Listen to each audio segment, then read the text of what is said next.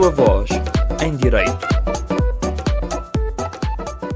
Olá, seja bem-vinda, seja bem-vindo ao novo episódio do podcast A Tua Voz em Direito, realizado em colaboração com Fundação Portugal para os portugueses que vivem na Polónia. Eu sou Ernestina Niemiec, sou advogada polaca e hoje vamos continuar a conversa sobre divórcio, mas na ótica da atribuição de culpa.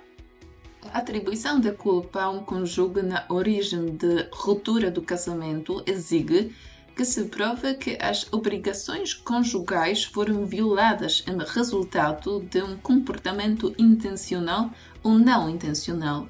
No entanto, admite-se que nem todas as violações de deveres conjugais sejam consideradas como culpa do cônjuge, mas apenas aquelas que tenham por efeito provocar ou perpetuar a ruptura de vida conjugal. Passemos à análise de jurisprudência.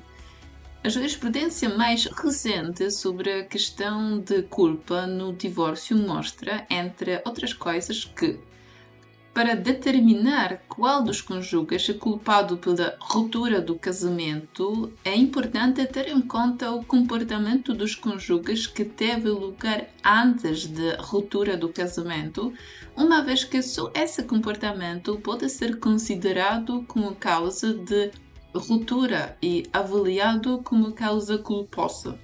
No entanto, o comportamento dos cônjuges durante o período em que a ruptura do seu casamento já era completa e permanente é relevante para a apreciação dos fundamentos do divórcio.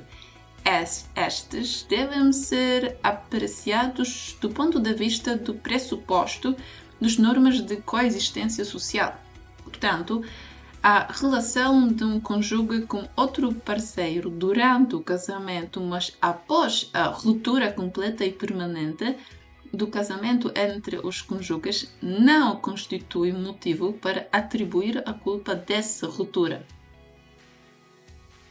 Ao atribuir a culpa dos cônjuges numa sentença de divórcio, é irrelevante qual dos cônjuges é mais ou menos culpado. A atribuição de culpa das partes significa que não pode ser feita qualquer distinção entre culpa maior e culpa menor. Assim, o cônjuge culpado por uma das múltiplas causas de ruptura do casamento é cúmplice, mesmo que o outro cônjuge tenha cometido muitas infrações mais graves.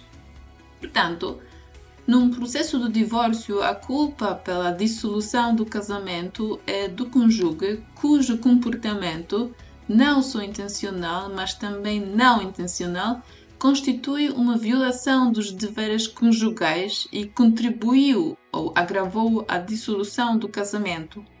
O Código da Família e da Tutela não faz distinção entre a culpa maior e menor. O cônjuge que é culpado de uma das causas múltiplas da dissolução deve ser considerado cúmplice, mesmo que a culpa do outro cônjuge nas outras causas de dissolução seja mais grave. Temos de salientar que, só com base num pedido do conjunto das partes do processo de divórcio, o tribunal não declara a culpa. Este pedido dos cônjuges é de caráter vinculativo para o tribunal. As vantagens de um divórcio com culpa são a possibilidade de reclamar uma pensão de alimentos ao cônjuge culpado. Isto só se aplica ao dinheiro a pagar ao cônjuge, não aos filhos. Ou a divisão desigual dos bens, mas aqui não há regra.